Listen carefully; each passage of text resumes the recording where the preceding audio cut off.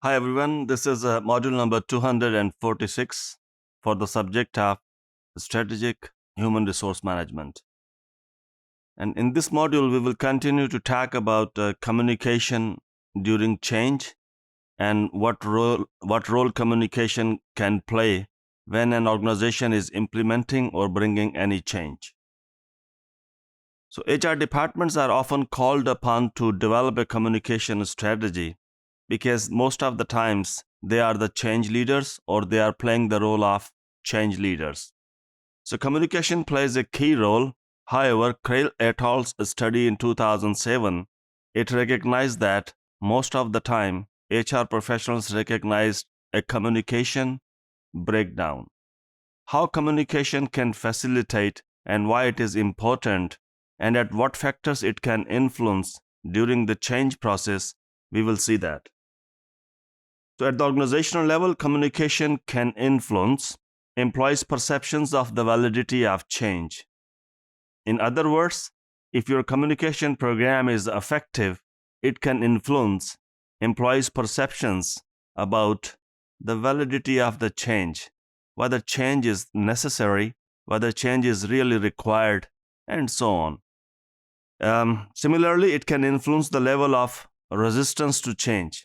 As we have talked in the previous modules, that it is very natural phenomenon at workplace that employees, they resist the change even if it is beneficial for them.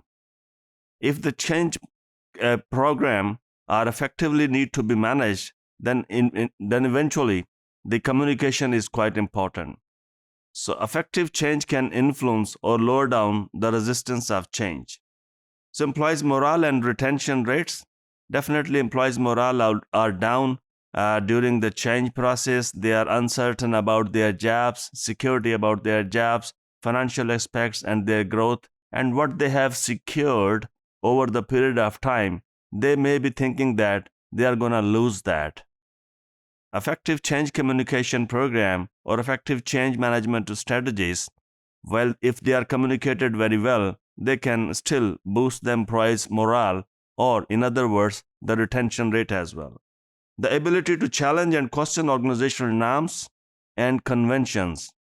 If the change is not managed effectively, in other words, I'm talking about the communication.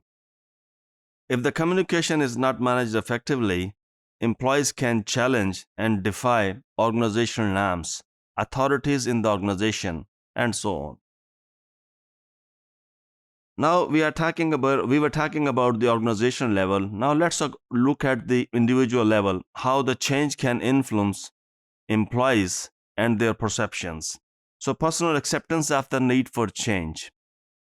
If the communication programs are effectively managed, then definitely it can increase the acceptance for change. Obviously, if you are asking somebody to change or adapt something new, if you sell that change to that person, or if you are successful in communicating what it is for me or what is in it for me, then definitely it can influence the acceptance for the change.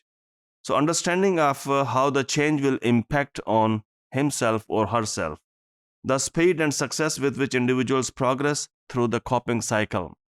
So one thing is very critical, that most organizations change programs fail because they couldn't cope up with the speed.